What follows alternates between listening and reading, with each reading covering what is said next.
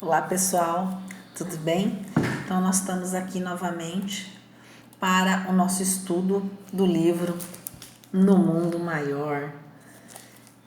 Hoje o terceiro capítulo, que se chama A Casa Mental. É um capítulo bem interessante, onde o André faz várias reflexões e ele então pergunta para Calderaro por que razão tantas pessoas se apresentavam disformes, seja encarnados quanto desencarnados, com um corpo físico com um aspecto horrível. Por que acontecia aquilo? E aí o Calderaro então coloca para André que era tão provisória essas questões e que pior era quando a pessoa encarnada, com várias oportunidades, não aproveitava aquelas chances de melhoria, não aproveitava os ensinamentos trazidos pelo Cristo e por tantos pacificadores para a sua reflexão, para a sua melhoria íntima, para que pudesse progredir, porque esse é o objetivo de cada um de nós que está encarnado. Então é interessante que nesse capítulo, eles mais uma vez eles colocam esse despertar. E aí Calderaro então coloca para o André dessa importância e pede para que o André observe o cérebro, ele como um médico, observe o cérebro daquele que estava acamado, doente. E é quando o André observa que ele tinha um outro companheiro praticamente colado em seu corpo físico, unido cérebro a cérebro, como se fossem um só. Os mesmos fluxos de luz, de pensamento, a sintonia absoluta.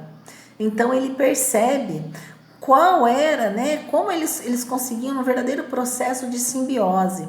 E aquele espírito que estava encarnado, ele estava numa situação muito terrível, deplorável. Por quê? Em verdadeiro processo obsessivo, possessivo, que estava causando um dano terrível no seu organismo. Então é interessante que o Calderaro coloca, para o André, depois da morte física, o que há de mais surpreendente para nós é o reencontro da vida.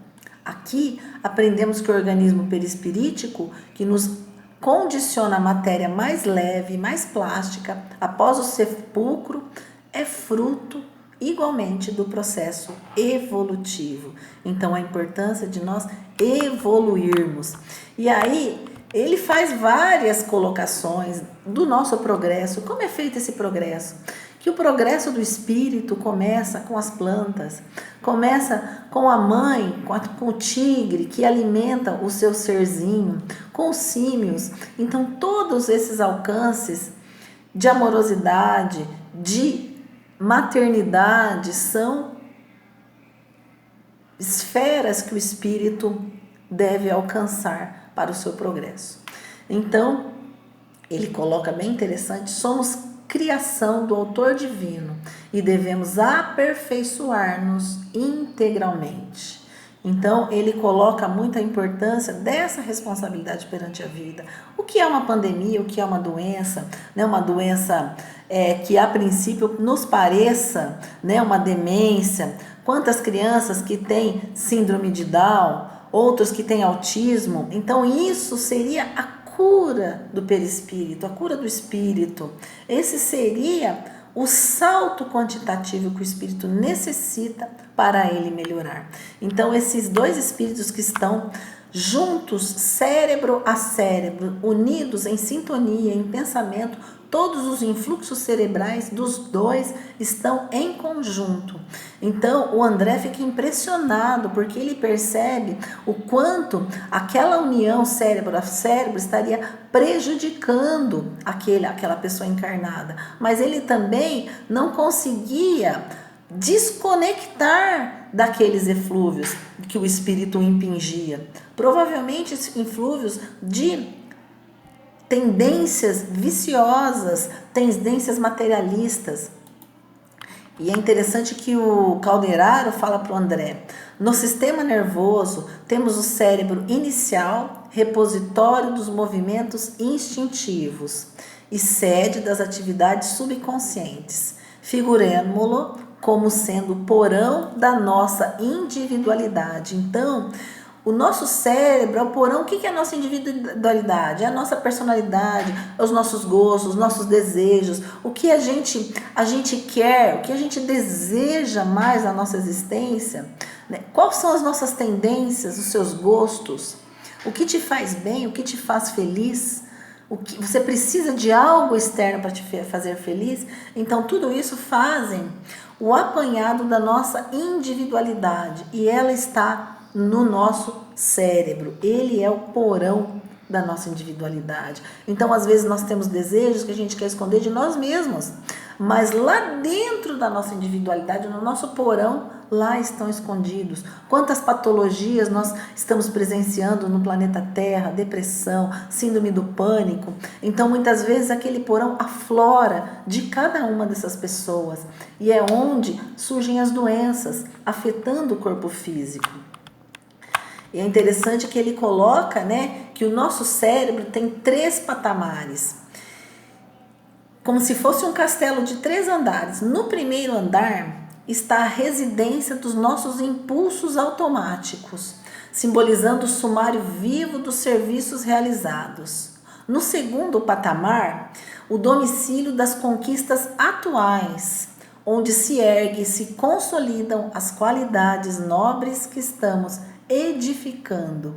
Então, dentro dessa prioridade que é o nosso progresso, a nossa evolução, é importante a gente se atentar para esse castelo que é a nossa mente, o nosso cérebro. Então, como terceiro patamar, ele coloca que temos a casa das noções superiores, indicando as iminências que nos cumpre atingir. Num deles moram o hábito e o automatismo. Então, no primeiro patamar do castelo, lá embaixo, está o nosso hábito, o automatismo, o nosso instinto, né? Então, o primeiro é a residência dos nossos impulsos.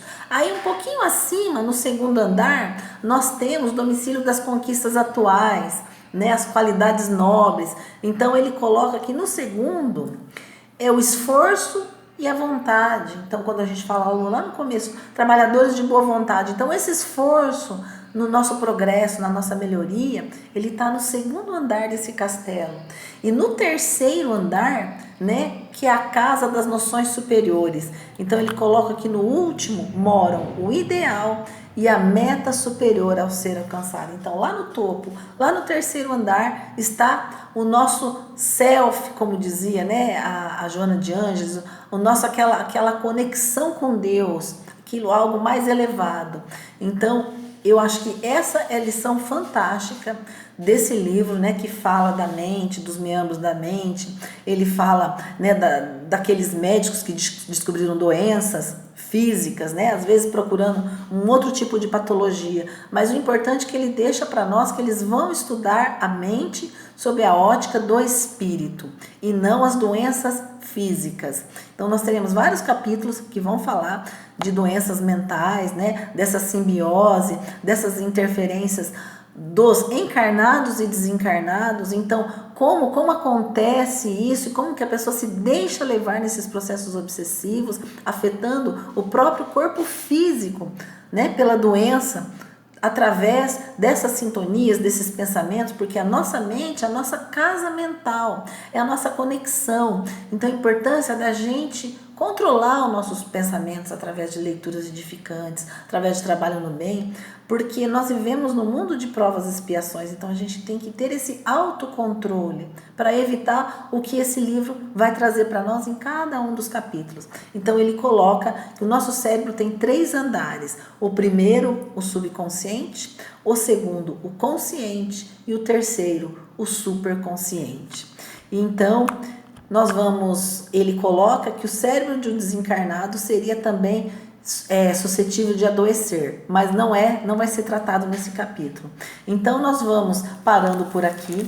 Gente, amanhã tem o 4º capítulo, que também vai falar do cérebro, estudando o cérebro.